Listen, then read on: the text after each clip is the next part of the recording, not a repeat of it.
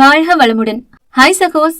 இதயம் மீட்டும் மெல்லிசை போல உங்கள் மனதை மயக்க போகும் எழுத்தாளர் தீபா பாபு அவர்களின் கற்பனை சிதறல்களுக்குள் நம் பயணத்தை தொடங்கலாமா?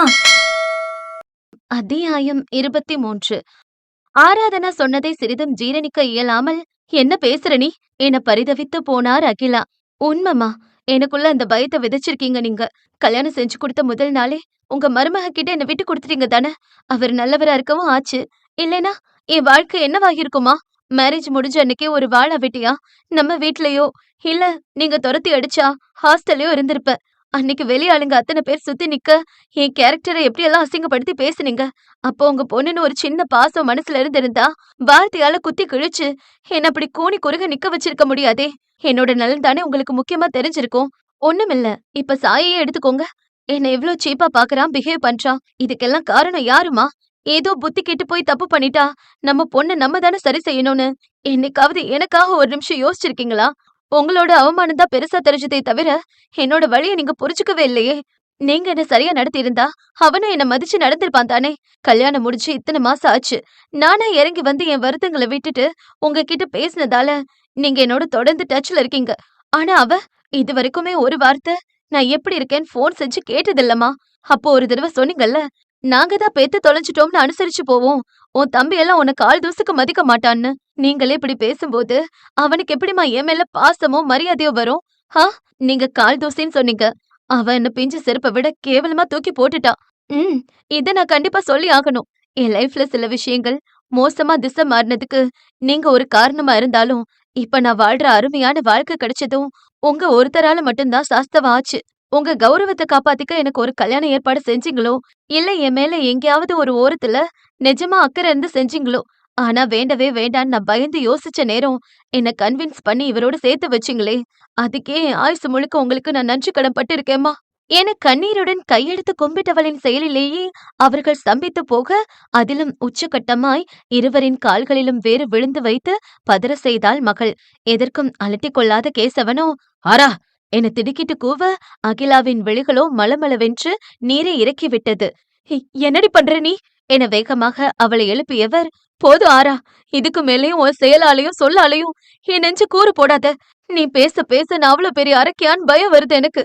நான் எதுவுமே உனக்கு கொடுமை செய்யணும்னு செய்யலையேடி, அப்புறம் ஏன் இப்படி எல்லாம் நடந்தது என்று உள்ளம் வெதும்பினார் அவர். அகிலா, முதல்ல அவளை உட்கார வச்சு தண்ணி எடுத்து கொடு. கன்சீவா இருக்கிற பொண்ணு ரொம்ப எமோஷனல் ஆகுறா என பதற்றத்துடன் கைகள் நடுங்க அருகில் இருந்து தண்ணீர் ஜாடியை எடுத்து கொடுத்தார் கேசவன். மகளை தண்ணீர் அருந்த வைத்து கையை இறுக பற்றியபடி அவளுடனே படுக்கையில் அமர்ந்து கொண்டார் அகிலா. இதயம் நிம்மதியற்று அலைபாய்ந்து இருந்தது. எங்கே, எந்த இடத்தில் நான் தவறி போனேன்? வேலை, சம்பாத்தியம் என என்னுடைய குடும்ப நலனுக்காகத்தானே ஓட ஆரம்பித்தேன். இப்பொழுது அதுவே பெரும் தவறு என்பது போல என் பெண்ணின் வார்த்தைகள் என்னை உணர வைக்கிறதே. உலகில் இரண்டையும் சரியாக கையாண்டு வாழ்க்கையை சிறப்பாக நடத்துபவர்கள் இருக்கத்தானே செய்கிறார்கள். எனக்கான தனி அடையாளத்தை தேடி ஓடும் பொழுது நான் இடறிய இடம்தான் எது என்று ரொம்பவே தவித்து போனார் அப்பெண்மணி. தன் புதல்வியின் ஒழுங்கீனத்தால் ஊரார் முன் பெரும் தலையிறக்கமாய் போய்விட்டதே என அவருக்குள்ளும் பொங்கி எழுந்த ஆவேசம்தான் வருடங்கள் பல கடந்தும் இன்னமும் நீர் பூத்த நெருப்பாக உள்ளே கனன்று கொண்டிருக்கிறது. அவ்வப்பொழுது அது வெடித்து வெளிவரும் நேரம் மகளிடம் அதிகப்படியான ஆங்கார பேச்சுக்களாக வார்த்தைகளை கொட்டி விடுகிறார் அகிலா. மா என சோர்வாய் அழைத்த மகளின் குரலில் அவர் கலக்கத்துடன் திரும்பி பார்த்தார். இப்படியெல்லாம் உங்ககிட்ட கேட்கணும்னு நான் எதுவும் ப்ரீ பிளான்டா இல்லம்மா. பெண்ணின் மனதில் இருப்பது எல்லாம் வெளியே வரட்டும் என மௌனத்தை கையில் எடுத்துக்கொண்டார் அவர்.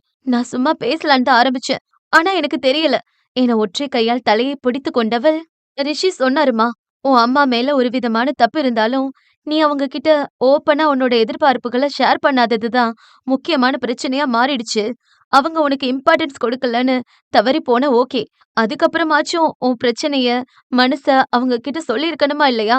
அவங்களா உன்னை புரிஞ்சுக்கலங்க போது நீ அவங்களுக்கு சரியா புரிய வைக்க ட்ரை பண்ணிருக்கணும் ஆரான்னு அட்வைஸ் செஞ்சார். எங்க வெட்டிங் அன்னைக்கு ஈவினிங் கூட நீங்க என்ன இன்சல்ட்டா பேசினப்போ உன்னை அங்கேயே பழிச்சுன்னு நான் பேச வந்ததை சொல்லியிருக்கணும். அதர்வைஸ் அந்த இடத்த விட்டு நகர்ந்து என்னோட எதிர்ப்பை காமிச்சிருக்கணும்னு சொன்னார். அதனால தானோ என்னவோ எனக்கு ஒரு சான்ஸ் கிடைச்சதும் என்னோட மனச பட்டுன்னு ஓபன் பண்ணிட்ட என விரக்தியாக உதடுகளை விரித்தாள். உங்களுக்கு ஒண்ணு தெரியுமா, இங்க மாமாவும் அப்படித்தான். இவர புரிஞ்சுக்காம எது ஒண்ணுக்கும் அப்போஸ் பண்ணுவார் போல இருக்கு.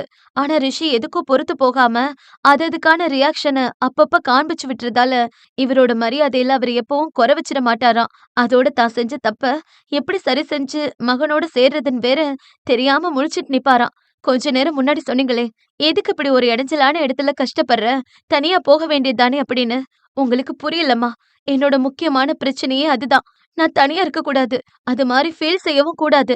ஏதோ ஒரு பெரிய வீட்ல எல்லா வசதி வாய்ப்போட இருக்கிறத விட, எங்க அத்தை கூட இருக்கிறது தாம்மா எனக்கு ரொம்ப புடிச்சிருக்கு. என் மேல அவ்ளோ கேரா இருப்பாங்க. ஜாப் எதுவும் செட் ஆக மாட்டேங்குதுன்னு ஃபீல் பண்ணப்போ, எனக்காக பக்கத்து ஸ்ட்ரீட் முருகன் கோவில்ல பாலாபிஷேகத்துக்கு வேண்டிக்கிட்டாங்க. தினமும் என்ன சமைச்சேன், சாப்பிட்டேன், என்னால இதையெல்லாம் தனியா சமாளிக்க முடியுதான்னு ஒவ்வொன்னையும் மைன்யூட்டா நோட் பண்ணுவாங்க. நான் பிரெக்னென்ட்டா இருக்கேன்னு தெரிஞ்சதும், முதல்ல அவங்க கிட்ட சொல்லத்தான் ஆசைப்பட்டேன். எனக்காகவும், தன்னோட மகனுக்காகவும் எந்த ஒரு யோசனையும் இல்லாம சந்தோஷப்படுற முதல் ஆள் அவங்க தான். இந்த வீட்ல என்னோட ஹாப்பினஸ அவங்களோடத நினைச்சு செலிப்ரேட் பண்ற இன்னும் சில அன்பான உள்ளங்களும் இருக்காங்க. கரெக்ட்டா சொல்லணும்னா, என்னோட மாமனார தவிர மத்தவங்க எல்லாமே அவங்க வீட்டு பொண்ணுன்னு என் மேல தனி அஃபெக்ஷன் வச்சிருக்காங்க. சோ அவங்க கிட்டயும் இத நான் ஹாப்பியா ஷேர் பண்ணிக்கிட்டேன். உள்ளிருக்கும் மகிழ்ச்சியில் பளிச்சென்று மலர்ந்த முகத்துடன் விஷயங்களை பகிரும் புதல்வியை சிறு வருத்தத்துடன் பார்த்திருந்தனர் பெற்றோர். ஊர்மி அண்ணியும் நர்மதா அக்காவும் எனக்கு தெரியாம பேசி வச்சுட்டு லாஸ்ட் வீக்கெண்ட் ஒண்ணா வந்து சர்ப்ரைஸ் கொடுத்து எனக்கு பிடிச்சத கேட்டு சாப்பாடு செஞ்சு போட்டாங்க. அப்புறம் சரண் அண்ணா, முகேஷ் மாமாவும் ரிஷி சொல்ல சொல்ல கேட்காம அத்தனை ஃப்ரூட்ஸ், ட்ரை ஃப்ரூட்ஸ் எல்லாம் வாங்கி குவிச்சுட்டாங்க. இன்னமும் அந்த ஆர்ப்பாட்டத்துல இருந்து முழுசா நான் வெளியே வரலைன்னா பாத்துக்கோங்களேன் என்று அவர்களிடம் இலகுவாக புன்னகைத்தாள் ஆராதனா. மெல்லிய பெருமூச்சோடு மகளின் கையை அழுத்தி அகிலா, இதுவரைக்கும் நான் செஞ்ச தப்ப உணராமலே இருந்திருக்கேன்னு இன்னைக்கு நீ பேசுனதுல தான் புரியுது. இதுக்கு மேல என்னால முடிஞ்ச வர உன்கிட்ட நல்ல விதமா நடந்துக்க ட்ரை பண்றேன் என்றார். நீங்க ஹர்ட் எல்லாம் ஆக வேணாம். நான் ரொம்ப சந்தோஷமா தான் இருக்கேன். அவர் என்ன உள்ளங்கையில வச்சு தாங்குறாரு. வீட்ல அவங்க இருக்கிற நேரம் ஒரு சமையல் கூட நான் தனியா செஞ்சதில்ல. எப்பவுமே உனக்கு நான் துணையா இருப்பேன்னு அவரையும் மீறி ஃபுல் மாரல் சப்போர்ட் எனக்கு குடுத்துடுவாரு. ரொம்ப ஹாப்பியா இருக்காரா? சில விஷயங்கள் மனத்தாங்கல கொடுத்தாலும், எங்களோட தப்புக்கு முன்னாடி அதெல்லாம் ஒண்ணுமில்லன்னு புரியுது. நம்மள விட வசதியிலயும், படிப்புலயும் குறைச்சலான ஆளுங்க தானேன்னு, நான் குறைச்சு எடை போட்டத, குணத்துல நாங்க பெரியவங்கன்னு மண்டையில கொட்டி உணர வச்சுட்டாங்க. என்றவர் பேசியிருக்கும் பொழுதே ஜானகி மேலே வந்தார். மாதுளை ஜூஸ் குடிச்சியாரா? அச்சோ, பேசிட்டே இருந்ததுல மறந்துட்ட அத்த என்று நாக்கை கடித்தாள் அவள். உன்னை பத்தி தெரியும் எனக்கு. அதான் நான் வந்தேன் என்று இயல்பாக பழரசம் தயாரிக்க உள்ளே செல்பவரை பெரும் வியப்புடன் பார்த்தார் அகிலா. பெற்றவள் நான் இங்கேதான் இருக்கிறேன்.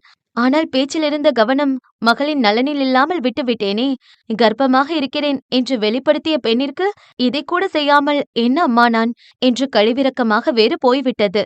இந்தாங்க என தங்களுக்கும் பழரசத்தை நீட்டுப்பவரை சங்கடமாக நோக்கினார் அவர். இவளுக்கு சரி, எங்களுக்கு எதுக்குங்க? நல்ல கதையா இருக்கே. அவளுக்கு முக்கியமா குடுக்கணும் தான். அதுக்காக நாம குடிக்க கூடாதுன்னு இல்ல. போன வாரம் பொண்ணும் பெரிய பையனும் வந்துட்டு போனாங்க. பழம் எல்லாம் நிறைய கிடக்குது. எல்லாருக்கும் சேர்த்து போட்டதால ஃப்ரூட் மிக்சராவே கலந்துட்டேன். தன் பெண்ணிற்கு மறுபுறம் அமர்ந்தவரிடம் சின்ன முறுவலை வெளியிட்டு, உங்களுக்கும் மாப்பிளைக்கும் தாங்க நாங்க நன்றி கடன் பட்டிருக்கோம். ஆறாவ ரொம்ப நல்லா கவனிச்சுக்கிறீங்கன்னு அதுதான் இவ்வளவு நேரமா சொல்லிட்டு இருந்தா என்றார் அகிலா. இதுல என்னங்க இருக்கு? அவளும் எங்க கூட நல்லா ஒட்டிக்கிட்டதால எங்க பொண்ணுன்னு தானாவே ஒரு உரிமை வந்துடுச்சு. என தலையசைத்தவரிடம், நீங்க பிள்ளைய தப்பா நினைக்காதீங்க. சில விஷயத்துல ரொம்ப பயந்துக்கிறா. அதனாலதான் உங்களுக்கு உடனே சொல்லாம விட்டுட்டா. ரிஷி அப்பாவை நினைச்சு இவளுக்கு व्यसனம்தான். அவர்கிட்டயும் மறைச்சுதான் வச்சிருந்தோம். ஆனா ஆறாவ ஸ்கேன் பண்ண ஹாஸ்பிட்டல் அழைச்சிட்டு போகும்போது நானும் கூட வந்து ஆகணும்னு 2 பேரும் ஒரே அடம். அதுக்கு போயிட்டு வந்ததுல மனுஷன் கண்டுபிடிச்சிட்டாரு. முதல்ல என்கிட்ட தாம் தூம்னு ஒரே சண்டை. அப்புறம் மகனை நினைச்சு வருத்தம்னு அமைதியா உட்கார்ந்துட்டாரு என்று விளக்கம் தந்தார் ஜானகி. உள்ளிருந்து நீண்ட மூச்சை வெளியேற்றியவர், என்ன சொல்றதுன்னு தெரியலங்க. கோபம், ஆவேசம்னு ரொம்பவே உணர்ச்சிகளுக்கு அடிமையாகி இவ்வளவு கஷ்டப்படுத்திட்டோன்னு மட்டும் புரியுது. இனியாச்சும் எல்லாத்தையும் சரி செய்யணும் என வருத்தமாக மொழிந்தார். அதெல்லாம் சரியாயிடும். நீங்க ஒன்னும் கவலைப்படாதீங்க. விஷயத்தை புரிஞ்சுக்கிட்டீங்களே, அதுவே போதும் என்று விட்டு மருமகளிடம் திரும்பி, மதியத்துக்கு என்ன அரா செய்யலாம் என விசாரித்தார். அவள் பதில் தரும் முன்னே, நான் ஏதாவது செஞ்சு தரட்டுமாடி என ஆவலாக கேட்டிருந்தார் அகிலா. மகள் தடுமாறி விழிக்க, என்னத்த யோசிக்கிறவ? உன் அம்மா தானே, உனக்கு வேணுங்கிறத கேளு என்றவளை அதட்டினார் ஜானகி. கண்ணில் மின்னும் நீருடன் புன்னகைத்தவள், எனக்கு உங்க பிரியாணி ரொம்ப பிடிக்குமா, செஞ்சு தரீங்களா என்றாள் ஆசையாக. அதுக்கு என்னடி, கண்டிப்பா செய்றேன்.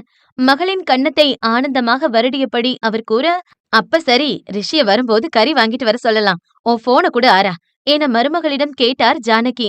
அதெல்லாம் அவரை தொல்லை செய்யாதீங்க. இவர் இருக்காருல்ல, வாங்கிட்டு வருவாரு. நீங்க எந்த கடையில நல்லா இருக்கும்னு மட்டும் சொல்லிவிடுங்க என்று கேசவனிடம் திரும்பி தேவையானதை பட்டியலிட ஆரம்பித்து விட்டார் அகிலா. ஆராதனா தன் அன்னையிடம் இத்தனை வேக மாற்றத்தை சற்றும் எதிர்பார்த்து இருக்கவில்லை. தன்னுடைய வாதத்துக்கு பிரதிவாதமாக ஏதாவது நியாயத்தை வரிந்து கட்டிக்கொண்டு அவர் வழக்காடுவார் என்றே எண்ணியிருந்தாள். ஆனால் அகிலாவின் மனதோ பெற்ற மகள் தன் வாழ்வில் நிகழ்ந்த முக்கிய நிகழ்வை அவர் மீதிருந்த அச்சம் காரணமாக தகவல் சொல்லாமல் மறைத்து விட்டதாக கூறியதில் ஒரு தாயாக தோற்று போனதாக உணர்ந்ததன் வெளிப்பாடே இந்த திடீர் மாற்றத்திற்கு சாத்தியம் ஆயிற்று. நட்புகள் எல்லாரும் நம்ம சேனலை மறக்காம சப்ஸ்கிரைப் பண்ணுங்க. கதையை கேளுங்க, லைக் பண்ணுங்க, கமெண்ட் பண்ணுங்க, பிடிச்சவங்க ஷேர் பண்ணுங்க. நன்றி.